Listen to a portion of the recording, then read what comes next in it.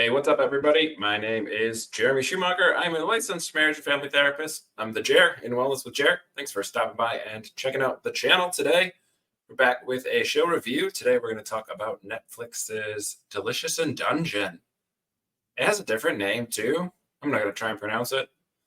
I always get nervous even saying, like, manga. So I'm not great at pronouncing things that aren't in English and friendly to someone with a Midwestern accent. Now, I just finished Delicious in Dungeon. I took my time watching it because it's just a very enjoyable show. It's so nice. I'm not like a fan of cooking shows, and I'm not necessarily a fan of like standard RPG dungeon crawler type stuff. Like I've played one D&D campaign in my life. I loved it. I enjoyed it. It's not like I'm a super passionate D&D player. But I think the couple combinations make the show really work. I think the world building is fantastic. I think it is approachable for people who, like me, have a background in or a familiarity with D&D and sort of fantasy tropes. But I think it's super approachable for people who know nothing about it. Like, what's the difference between like a cockatrice or a basilisk? Like, the show doesn't bother to explain, and it doesn't require you to know. I think there's a lot of comfort in food shows. I think a lot of people like cooking shows. The Great British Bake Off does really well. America's Top Chef. Like, cooking shows are a thing. They always have been. Like, I can remember like from the early 90s on like public television, there being cooking shows. There's always cooking on like your average morning show. So I think that's nice for people. I've never understood the appeal of cooking shows. They just make me hungry. Until I started intermittent fasting. And now I'll watch cooking shows, not shows, but like I'll follow cooking influencers, or I'll watch recipes being made online when I'm fasting. And like some part of my brain gets benefit from that I don't notice that I'm super hungry. But let's talk about the psychology behind it, because that's what I'm good at. It's a great show for group dynamics. There's not a lot of other mental health stuff. It's fantasy. It's fiction. I think the show does okay with like trauma, but I think the bread and butter of the show is loss, and I think the fact that this is all kind of based on the group coming together to rescue Fallon, their group member, Laios' sister. I think it's pretty accurate from that. Like, they have a really close bond as brother and sister, and it's kind of the driving factor. And everyone else in the show is either likes Fallon because they have a relationship with Fallon on their own, so they're invested, or they're like caught up in like, this group seems to really care and that seems worthwhile, so we can get behind that. I think that's pretty accurate too. So you kind of have your standard D&D group. I also like that they, at least in English, it's Delicious in Dungeon, because I think it's a little wink wink nod to like D&D, because then you can shorten it to D, Delicious in Dungeon. And like, it is a D&D. It's a fantasy role player. It's a dungeon crawler. They go through different levels in this dungeon. The dungeon keeps changing. They're trying to catch the mad mage so they can save their sister or their compatriot Fallon. And they encounter monsters, they make friends and allies, and they have choices in front of them. And it's then each episode kind of ends with they end up cooking a monster. Again, like, I started the show sort of skeptically and was like, nah. I was in between shows. I don't really know. It's on Netflix. Netflix was promoting it. I was like, yeah, sure. Well, if nothing else, I can fall asleep to it. And like, it's just so delightful. It's hard to explain why it's so good, other than the character progression is nice. Like, the storytelling is good, but like, not, it doesn't make you think about a ton. It's simple and straightforward storytelling. I think the lore and like the world building is really, really good. So I think that makes it feel very compact and I don't know, it's a local story. I talk about this a lot. Like, I like local stories. I think everything being multiple timelines and the universe is at stake and all this stuff gets to be a lot. especially when for a lot of people, their big concerns are like late stage capitalism is awful and global warming is awful, like these systemic problems, these huge overarching problems. It doesn't necessarily feel like a relief to watch a show or engage with content that is also huge overarching stuff and like there's nothing to do about it except thankfully there's a hero, but like in real life there is no hero, so we don't often get a ton of relief from these like all-encompassing big stories, these universe galactic spanning type things. But most of our lives are quite local, like it's you and your family and where you work and your small friend group and like whatever, like it's we're not dealing with 8 billion people on the regular, let alone the universe. We're dealing with a very small subsection of it. And so I think this show's coziness is helpful because there's a reality to like going through this difficult thing is hard, but finding friends and building relationships along the way is great. And there's a healing component, a grounding component to, and then we have a meal together and then we share break bread together. Like there's a community that to all of that feels really nice. And again, the setting is in a fantasy show and it's cozy. It's a cozy show. The monsters in it are not scary. It's not horror. It's an adventure show, but like childlike. I don't know. My 6-year-old and 3-year-old pops in for an episode or two, not to watch the whole episode, but just with me watching it. And they weren't really scared or anything. They had lots of questions about the monsters, but like my 6-year-old at least is reads a lot of superhero stuff, fairy tale stuff. He likes to read and be read too. So he gets a lot of stories. And so some of this stuff is already like fantasy tropes already are a thing that exists in his brain. So like he's pretty cool with it. So, you know, what an elf is, what a dwarf is, like those are not challenging concepts for him.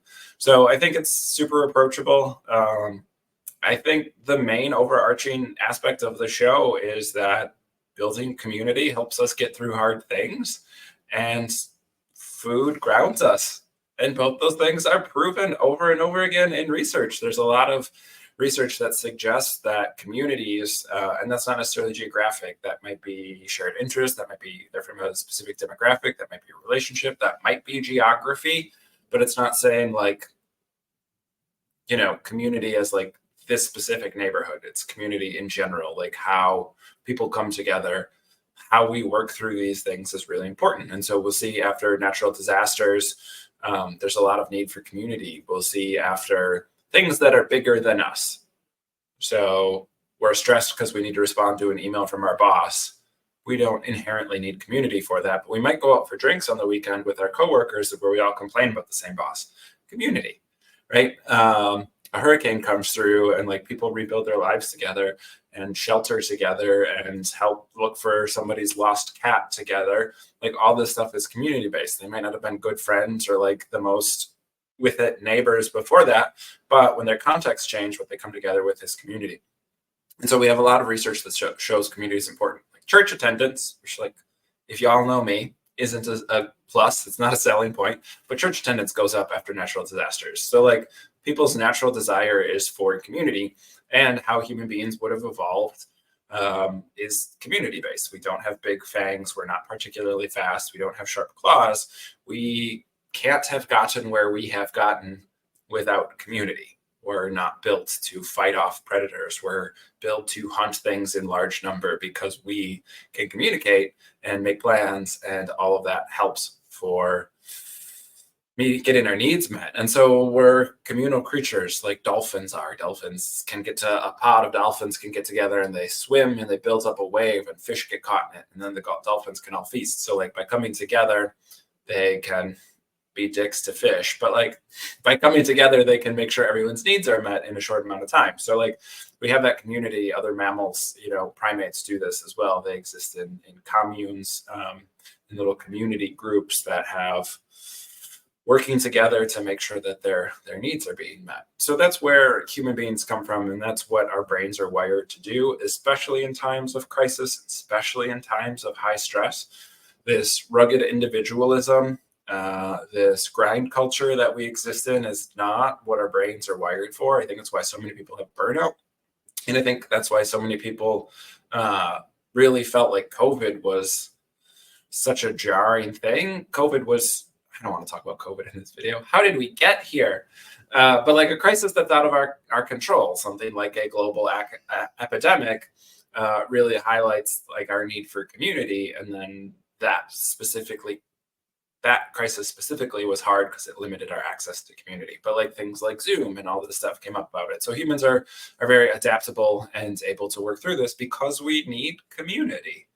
What we don't need is a 40-hour work week. What we don't need is, cookie cutter education system. That's not community. But I think a lot of people think community is that stuff. Community is maybe a sports team, not an entire school. Community is, again, there's some different ways to define it, but we as human beings are wired for that. One of the things that I deal with in therapy most often is when a couple comes in, especially with couples, when they come in and they're struggling and they're stressed, it's what does your support system look like? What's your social support system look like? And who do you have for babysitters? Because it's one of those things where community is really important for our natural stress relief. Community is important to feel supported and have the space to be able to work through things. And time is what people really struggle with. So we don't necessarily have the most resources, even if people are resourced maybe financially or they do enough stress relief. If they're not resourced with social support, they don't have good community, then it's really hard to do some of those other things, especially as a couple, especially if you're somebody, parents of small kids, because they take up so much time. You need good community. You need someone who knows how to take care of those kids, who can put them to bed successfully without any crises happening. You don't want, to be trying to do something with your friend group or out with your partner and then get this crisis call. So community is really important. And so we've just moved away from it. Other cultures still have it. Other cultures do it. There are subcultures in America that do this, sub not being like lesser than, just smaller. And so having to find our own community is really important now because a lot of us don't have natural community. It used to be geographic, not anymore. It used to be the church, not anymore. I mean, for a lot of people, it still is. But, I grew up fundamentalist evangelical, and you can see how like that's been taken over as a political movement. Research backs up that most people who identify as evangelical, identifying as Republican, is more important to them. Like Republican isn't a community, though.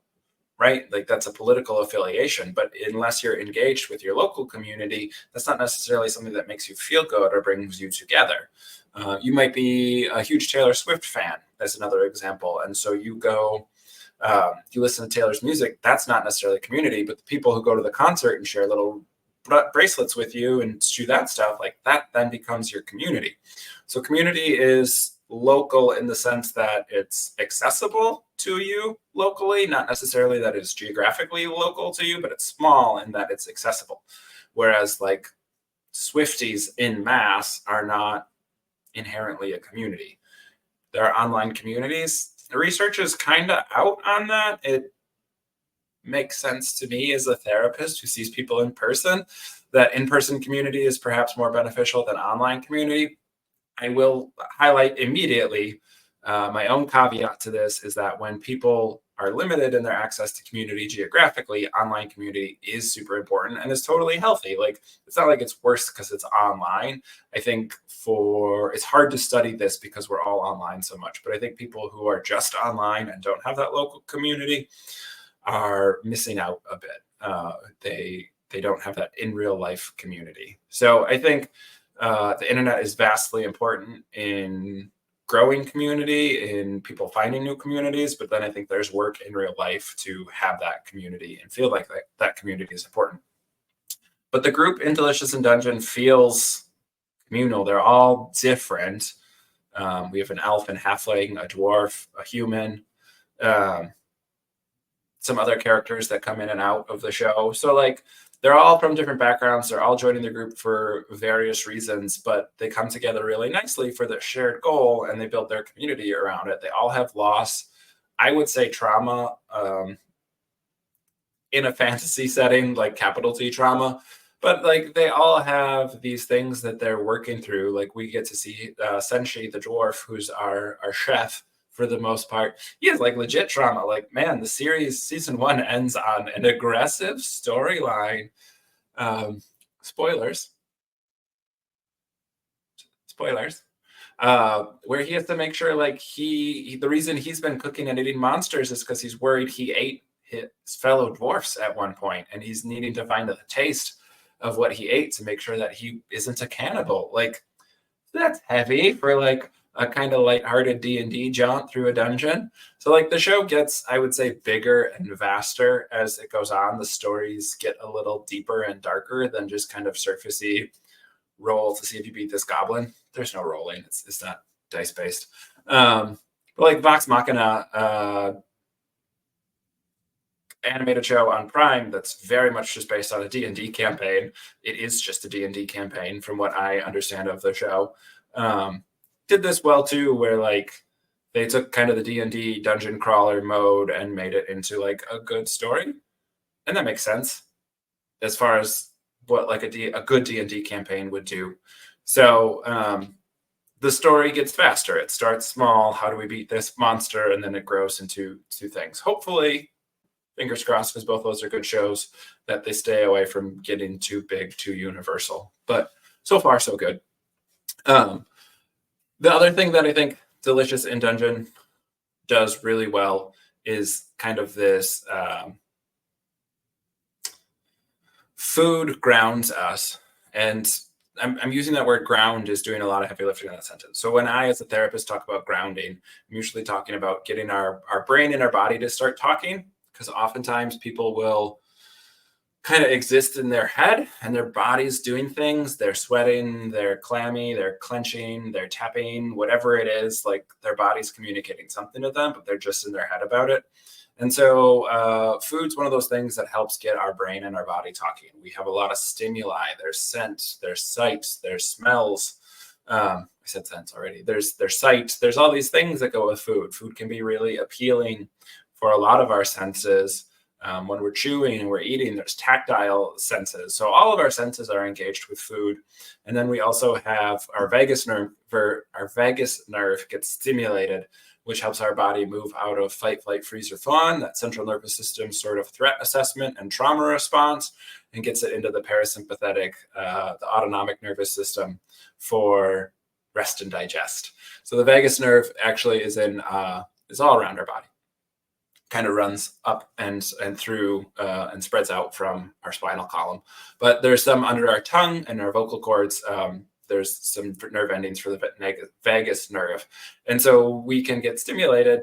That nerve gets stimulated and it makes us feel calmer. It gets us into rest and digest.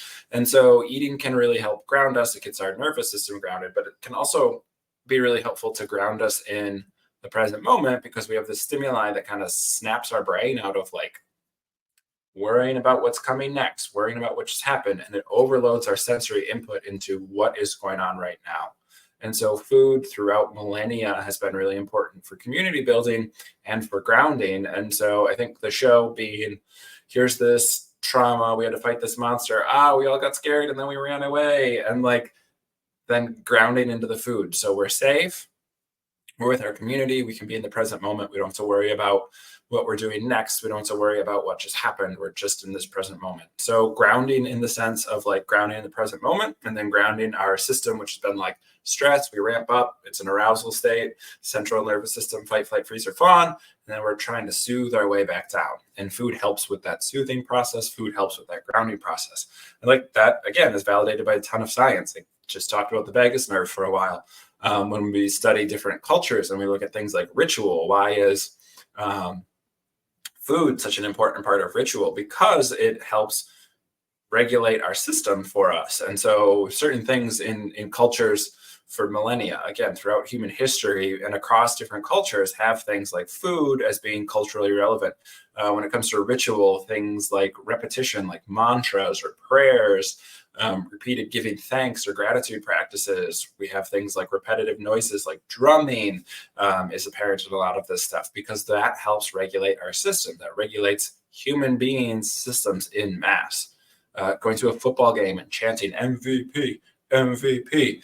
That's another way where we regulate, like that chanting and that repeated pattern helps to regulate our system. Actually, we can study where people's heart rates start to normalize when they're engaged with these things. Not that they match up perfectly, but like they all kind of fall into a certain range. It helps to regulate how some of our body is responding to the stimuli. So eating food is a really good grounding technique. Where that goes off the wire for a lot of people, or off the tracks for a lot of people, is like they start leaning on food makes me feel better, which it doesn't. It might. It might. It does not necessarily have to. That doesn't mean it won't. Where we get into eating food to feel better for relief without necessarily grounding, without necessarily soothing. We're not regulating our system. We're just trying to get something sweet or salty or snacky. We're trying to get something with sugar in it. So a lot of where we talk about eating our feelings and that being an unhelpful coping mechanism is different than I'm talking about with grounding. Grounding is about soothing. It's about regulating our system, as opposed to sort of just getting like a sweet treat or getting something like sugar. That's not super helpful for us. As an ADHDer, food is another way to get dopamine. So food is really great. Again, food that is healthy, organic, whole foods are really good for us. We get dopamine from that, but we get dopamine from eating. Again, that sensory stimuli is stimulating. It stimulates a lot of things for us, and if it's new and novel, again, if it's a flavor we really like, if it's something that's really appealing to us, we get a lot of dopamine from that. So it can be really grounding for those neurodivergent folks like me, where food can provide a lot of dopamine. But then again, similar to eating our feelings, where we're not necessarily doing it for healthy reasons, we're not grounding, we're not regulating. With ADHD, something like that is dysregulated. And so if we're just eating because we're craving dopamine, or we're eating because we're dysregulated, then that can be less healthy. Look at how an anime about fighting dungeon monsters and then eating them, we can talk about things like trauma, but also ADHD dopamine. Psychology is everywhere. No, so, but no, this show is super fun. Like, I've recommended it to a lot of people. I've just kind of been like, I don't know why it's so good. Just watch it. Like, for some people are like, I like dark, like heavy anime. I like action anime. I like the violence, blah, blah, blah. Like, I'm one of those people. Generally, I want my anime to be very unrealistic, very fake. I just don't want to think about real life stuff. Like, it's an escape. I use that medium as escapism. So I want like old knights fighting monsters, or I want super futuristic cyberpunky stuff, or I want ghosts and horror stuff. I don't want real life. So like, it's that escapism of the dungeon and the monster setting. But there's a bunch of, I think, like stuff that's accurate, that doesn't take me out of the storytelling, that is accurate from a psychological perspective in the show. And I think that's why it's so cozy. Again, like, it feels like we're getting to watch the team, we become part of the team, and it's very grounding. Like, even though we're not eating the food because they're eating, monsters.